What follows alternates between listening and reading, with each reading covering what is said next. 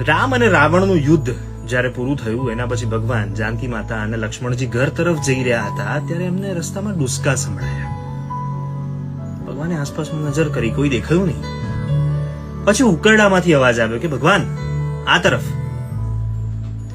સંજીવની બુટી વાટ્યા પછી એમાંથી જે કૂચા નીકળ્યા હતા એને ઉકરડામાં નાખી દેવામાં આવ્યા હતા અને એ ઉકરડામાંના કૂચાઓને વાચા ફૂટીને એમણે ભગવાનને કીધું કે ભગવાન, અમે લક્ષ્મણજીની મૂર્છા દૂર કરી છે, એમને સજીવન કર્યા છે. માન્યું કે માણસ હોત તો આ ઉપકારનો બદલો ભૂલી જાત, પણ તમે તો ભગવાન છો ને.